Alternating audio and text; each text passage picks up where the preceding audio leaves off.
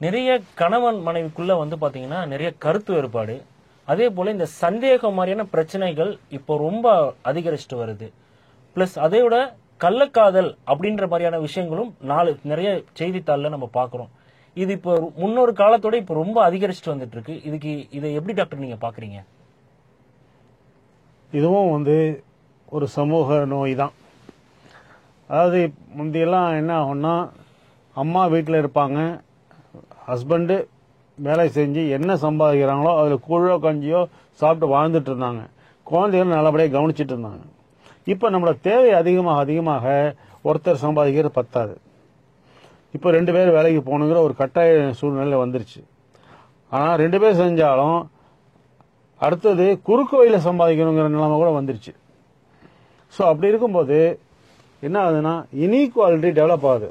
இப்போ என்ன சமூகம், இப்போ நான் என்னோட எக்ஸ்பீரியன்ஸில் பார்க்குறேன் அப்படின்னா, ஆண்களோட பெண்களுக்கு நல்லா படிச்சிருக்காங்க, நிறைய சம்பளம் கூட கிடைக்குது. ஸோ கூட கிடைக்குதுங்கும்போது அவங்க சோஷியலாக மூவ் பண்ணி தான் ஆகணும், மேனேஜரை பேசி தான் ஆகணும், பேங்க் ஆஃபீஸருக்கெல்லாம் வெளியில் போய் பார்த்து தான் ஆகணும்.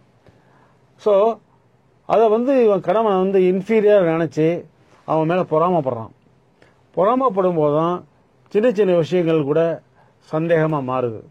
அது சந்தேகங்கிறது ஒரு நோயாக மாறுது. அதுக்கப்புறம் தான் பார்த்தீங்கன்னா இந்த சந்தேகத்தினால கொலை இதெல்லாம் நிறைய நடந்திருக்கு. அதே மாதிரி டைவர்ஸுக்கு இது ஒரு பெரிய காரணமாக இருக்குது. இது வந்து சாதாரணமாக சந்தேகங்கிறது சந்தேக நோயின்னு மாறி மனுஷனை கெடுத்துருது. இதுக்கெல்லாம் மருத்துவ சிகிச்சை அளிக்கணும், சைக்காட்டிஸ்டோட ஒப்பீனியன் வாங்கணும், நல்ல மாத்திரை கொடுத்தா இதெல்லாம் கண்ட்ரோல் பண்ணலாம். அதை தவிர கணவன் மனைவி வந்து ஒருத்தருக்கு ஒருத்தர் ஷேர் பண்ணிக்கிட்டு அன்னன்னைக்கு ஈவெண்ட்ஸை 2 பேரும் டிஸ்கஸ் பண்ணிட்டோம்னா ஈஸியாக மாறும். அதாவது டைம் அவுட் அப்படின்னு சொல்லுவோம் இல்லையா, 2 நாள் 3 நாள் வெளியில் போய் இருக்கும்போது ஆஃபீஸ் ப்ரெஷர் இல்லாமல் நம்ம சின்ன சின்ன டிஃபரன்ஸை ஓப்பன் ஸ்பேஸ்லேயோ ஒரு கார்டன்லேயோ உட்காந்து கேட்கும்போது டிஸ்கஸ் பண்ணும்போது அந்த பிரச்சனை டைலூட் ஆகிடும்.